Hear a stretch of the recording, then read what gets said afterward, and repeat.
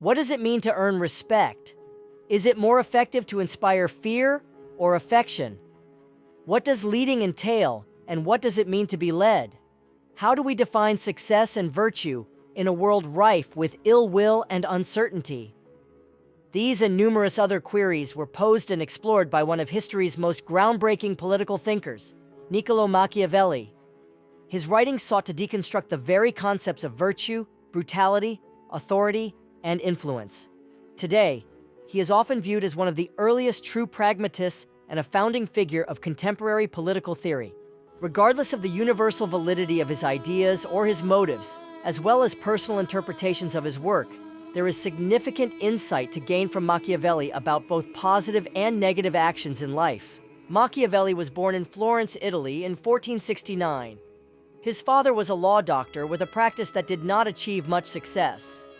However, more pivotal in Machiavelli's development than his father's occupation was his father's love for reading, especially works by Greek authors, which gave Machiavelli access to an extensive library. This reading habit would eventually help shape his keen insights and sensibilities. Much of Machiavelli's later ideas can also be linked to the political climate in Florence during his time. In the 15th century, the Republic of Florence was fraught with turmoil and conflict, often leading to instability, fear, violence, and oppression. There were political coups, betrayal, murders, and struggles for power. Popes engaged in warfare and alliances were frequently renegotiated. Significantly, the political and social turbulence of Renaissance Florence revealed a stark departure from the values and beliefs that were professed, particularly those of Christianity, such as compassion and humility. The way things were expected to be seemed often overshadowed by the reality of how they actually were. Facades were common. Religious and moral beliefs were often used as disguises to hide the duplicitous and sinister behavior of those who espoused them. In his early years, Machiavelli directly witnessed the governance of Florence when he was notably appointed to the Second Chancery around 1494, where he subsequently received several promotions. By the age of 29, he had become the secretary in charge of the Republic's foreign affairs.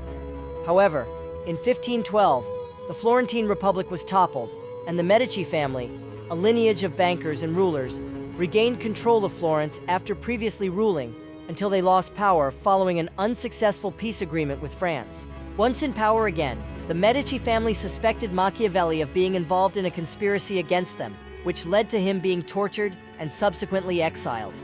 During his time in exile, Machiavelli authored his two most significant works, The Prince and Discourses on Livy.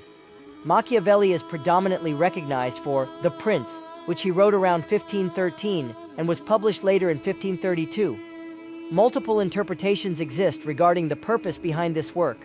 It was intended as a gift to Lorenzo de' Medici, the ruling prince of Florence at the time, presumably to win his approval and a position within the government. Broadly speaking, The Prince reads like a guideline on effective governance for a ruler. Importantly, effectiveness takes precedence over all other considerations. Machiavelli seems to prioritize being effective above morality, virtue, fidelity, honesty, and so forth. Ultimately, The Prince lays out a largely amoral approach for leaders, presenting a network of insights meant to ensnare others and maintain power, akin to how a spider may view a fly simply as sustenance. The book implies that a ruler should treat their adversaries, those who obstruct them, or anyone deemed a threat just like they would regard a fly. This work is strikingly dark, cynical, and pessimistic, resulting in its ban by the Catholic Church for centuries. One notable cardinal, Reginald Pole, remarked that he recognized the mark of evil within the text as soon as he began reading it, describing its author as a foe of humanity. Ironically, the Church's decision to ban the book may have reflected a Machiavellian strategy, considering that during and following Machiavelli's era, rulers were often judged as virtuous primarily due to their adherence to Christian moral standards, including honesty, humility, forgiveness, and loyalty.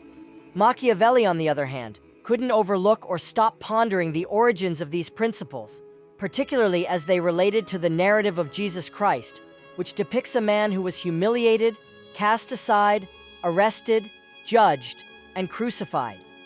Viewed from a realistic human standpoint, this narrative does not reflect victory, but rather showcases failure and impotence. After all, Most leaders do not experience resurrection, whether in a literal or symbolic sense. Machiavelli recognized a similar pattern of defeat and impotence in leaders, traitors, and people who adhered to these ideals. The so-called honorable leaders or traitors often fell short against those who feigned virtue while resorting to various unethical strategies to advance their own interests.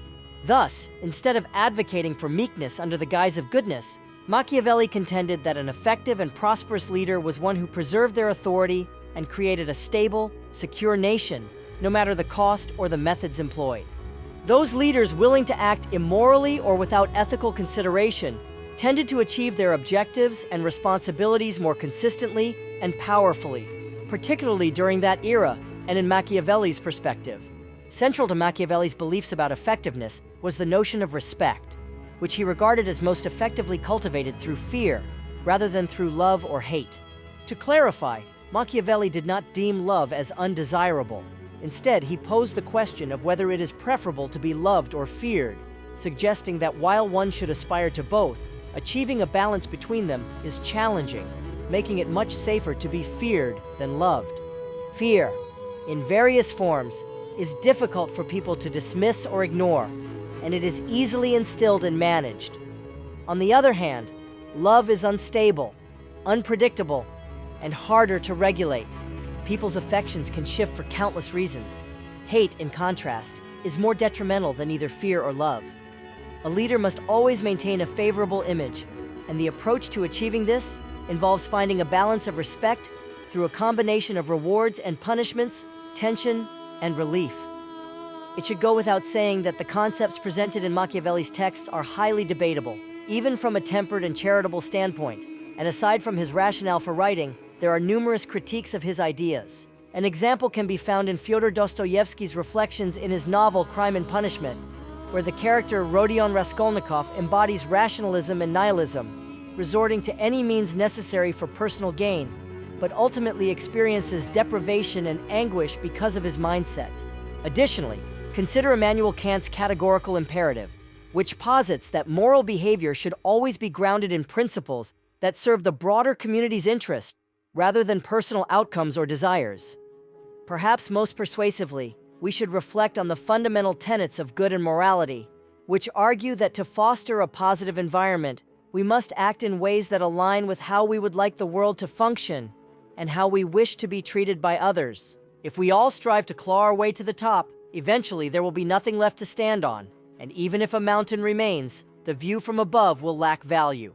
What does power signify in a devastated world? What use is prosperity if it cannot be shared healthily with others? Ultimately, the nature of the world often reflects our beliefs about how it should be. If we desire a morally sound and prosperous world, we must possess faith in its goodness and actively work to create it based on that conviction. For Machiavelli, however, if one's aim is power, these observations might seem inconsequential. Nevertheless, perhaps humanity's aspirations extend beyond mere power, and if they do, the pursuit should not be solely focused on it when defending Machiavelli's perspective. Yet this may not hold true for everyone. There are, if not many, numerous individuals who might be primarily driven by the desire for power, willing to employ devious methods to attain and maintain it. This might be where Machiavelli's insights prove most beneficial and pragmatic. Another way to view The Prince is not merely as a guide for rulers, but as a cautionary tale for the governed. It could be seen as a realistic depiction of humanity, revealing how people truly are or can be, and offering insights on what to be cautious of and how to safeguard oneself. Our actual behavior often starkly contrasts with our ideal conduct.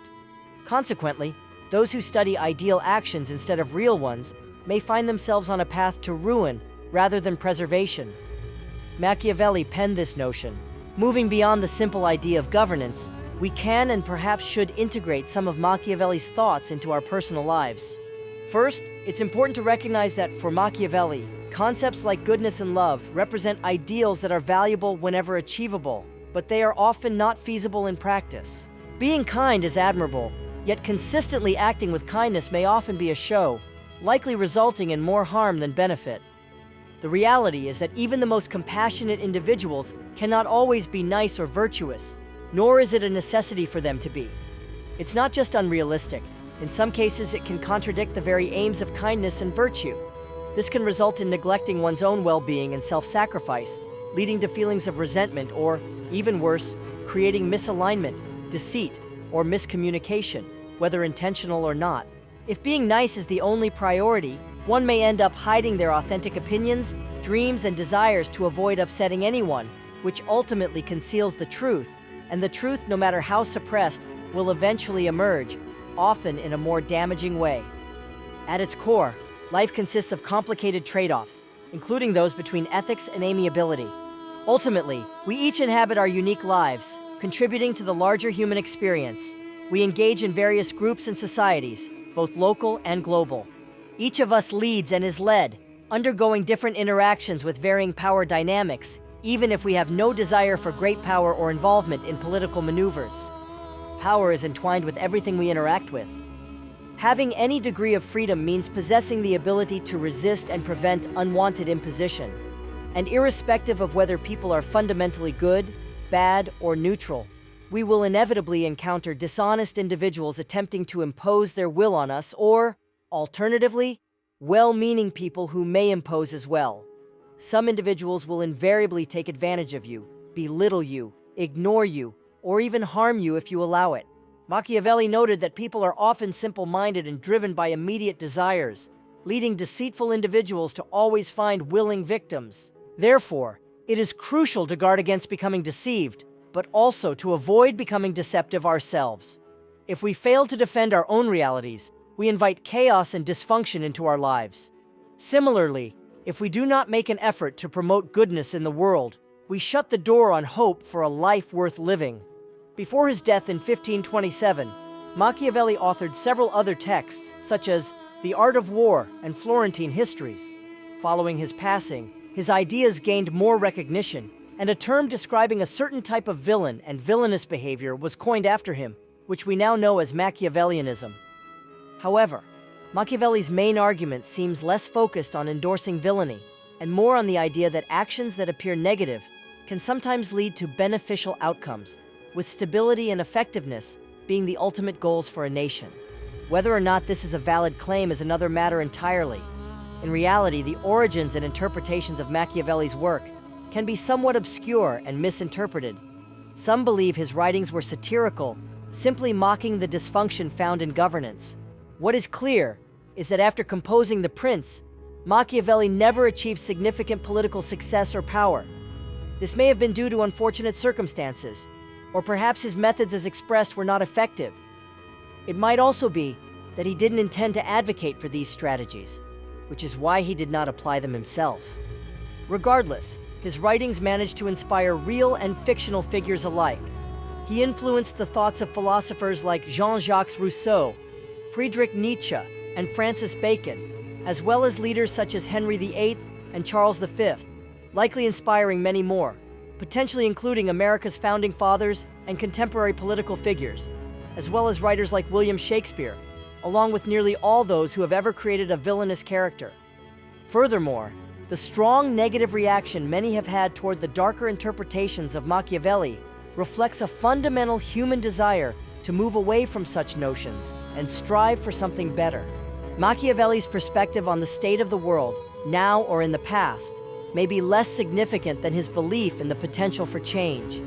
A man, Machiavelli stated, accustomed to one way of acting will find it hard to adapt as circumstances shift, which suggests that he would be wise not to rigidly adhere to his ideas in every historical context. Humanity has evolved significantly since the Renaissance period.